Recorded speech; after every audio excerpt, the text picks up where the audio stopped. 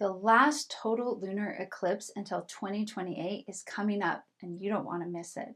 In the early morning hours of March 3rd, we'll have a total lunar eclipse. And if you're in the right location, you'll be able to watch the moon slowly move into the Earth's shadow and transform into a deep copper red. I'm Carly Stocks with Dark Sky Utah. I'm a night sky photographer and educator.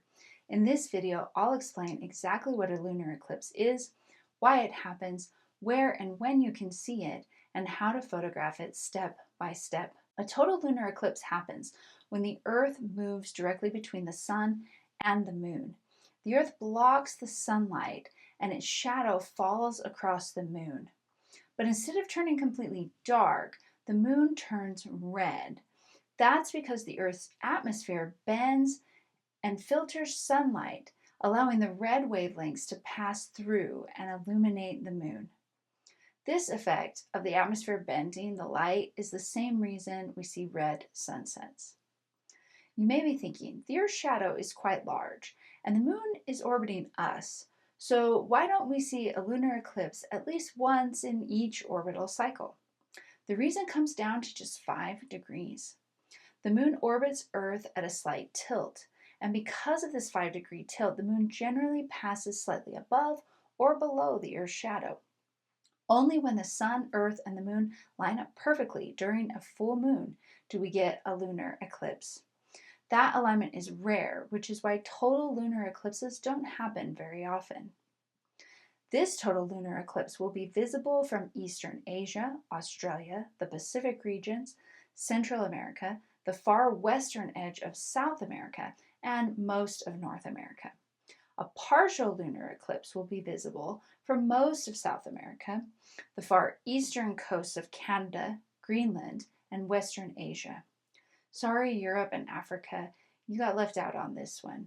But if the eclipse isn't visible in your area, or you fall victim to dastardly clouds, you can watch live streams of the total lunar eclipse on various YouTube channels. My favorites are NASA and timeanddate.com. If you're in one of the areas I mentioned and the skies are clear, you should be able to just walk outside at the right time and see the eclipse with your own eyes. Unlike solar eclipses, lunar eclipses are always safe to look at. No special glasses required. To find exact local times for your location, I recommend timeanddate.com, NASA's eclipse pages, or simply Google total lunar eclipse time near me, March 2026. Those tools will tell you when the eclipse begins, when totality starts, when maximum totality occurs, and when it ends. But let me walk you through each of those phases and what's actually happening for this total lunar eclipse on March 3rd, 2026. I'm going to use official UTC or Coordinated Universal Times. At 8:43 UTC, the penumbral eclipse begins. This is when the moon first enters Earth's outer shadow, called the penumbra. At this stage, the change is very subtle. You might notice a slight dimming on one side of the moon, but many people won't see much difference yet. The penumbra is a faint outer shadow, so the effect is gentle. This is the eclipse quietly beginning. At 9:49 UTC, the partial eclipse begins. Now the moon starts entering the Earth's darker inner shadow called the umbra. This is when things become obvious. You'll see a distinct dark bite taken out of the moon. The shadow will slowly grow as more of the moon moves into the umbra. This phase is dramatic and very photogenic, so make sure you take images throughout this stage. At 11:04 UTC, the total eclipse begins. Now the entire moon is inside the Earth's umbra. Instead of disappearing, the moon turns shades of red or copper. Why red? Again, because sunlight is bending through the Earth's atmosphere, the blue light scatters away, and the shorter red wavelengths pass through and illuminate the moon. This is the famous blood moon. At 11:33 UTC, we reach maximum totality. This is the midpoint of totality. The moon is at the darkest part of the Earth's shadow. This is usually when the red color appears richest and darkest. If you're photographing the eclipse, this is prime time. From this point on during totality, the moon will still be red, but it will begin to lighten. At 12:02 UTC, the total eclipse will end and the partial eclipse phase will begin again. The moon begins to move out of the umbra. You'll see a bright edge start to reappear. The red color will slowly fade as the shadow pulls away. This will be just like the first partial stage, but in reverse. At 13:17 UTC, the partial eclipse ends. The moon completely exits the umbra, and the dark bite disappears. Now only the faint penumbral shadow remains. At 14:23 UTC, the penumbral eclipse ends. The moon fully leaves the Earth's outer shadow. At this point, the eclipse is officially over. The moon returns to its normal brightness. You can follow this entire progression over roughly 5.5 hours, from subtle dimming to dramatic shadow to deep red totality and then back again. Now, let's talk about photographing it. You can capture a lunar eclipse with a DSLR or mirrorless camera, a telephoto lens, 200 millimeters or longer is ideal, and a tripod. A telescope is nice, but not required. If you don't have a telephoto lens, use the lens you have with the longest focal length. And if you don't have a DSLR or mirrorless camera, don't worry. You can still enjoy the eclipse and even capture it on your phone. Many of the following tips will help you get the most from your phone images as well. The first tip is to use a tripod. Lunar eclipses are long and you don't want to be hand-holding a camera for 5 hours. Plus, during totality, the moon is dimmer, so a tripod will allow you to use slower shutter speeds without creating blur. For bright full moon before the eclipse and during partial stages, start with these basic settings. Use manual mode. Set ISO at 100 to 400, use an aperture of f8 to f11, and use a shutter speed between 1/125 to 1/250th of a second.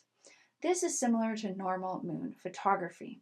As the partial stages progress, you may need to adjust so that the moon stays properly exposed. During totality, the moon becomes much darker, so you'll need to increase the exposure. You can do this by adjusting one or all of the 3 main settings.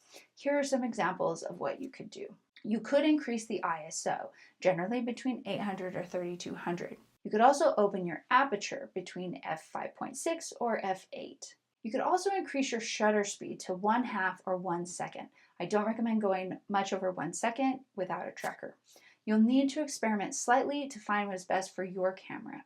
Remember, lunar eclipses are long, so take your time, experiment with different settings, but also be sure to take moments where you set the camera down or you let it run for a few minutes on an intervalometer and you just sit back and enjoy the show.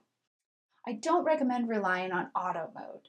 The camera often overcompensates in low light, so you could end up with overexposed moons. Now, let's talk about how you can get crisp moon image.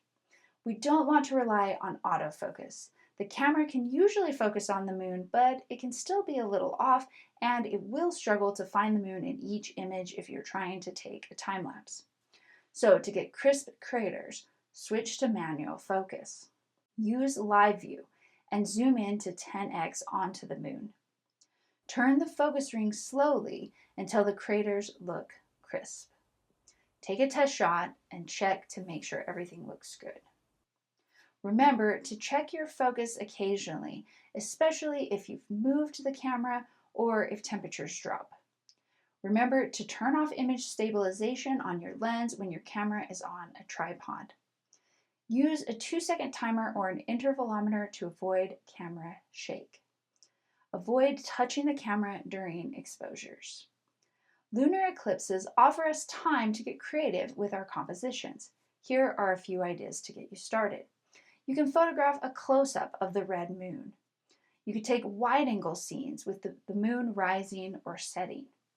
You could use multiple exposures and combine them into a composite image showing all the phases, or you could take a time-lapse of the entire eclipse or phases of the moon. Even a simple backyard shot can look incredible. A total lunar eclipse is one of the most accessible astronomical events because you don't need dark skies, you don't need expensive equipment, you just need clear skies and patience. It's one of the most dramatic transformations you can witness in the night sky. I hope you are able to see it. And if you capture and post eclipse photos, make sure you tag me over on my Instagram account at darkskyutah. I'd love to see what you create. If you don't want to miss important night sky events like this, make sure you subscribe to my newsletter using the link below. Each month, I send out an email listing major celestial events with dates, times, and quick planning tips so that you can be ready instead of scrambling at the last minute. Be sure to subscribe for more astrophotography tutorials and check out the video on how to take moon photos with your camera and zoom lens. Until next time, take care and clear skies.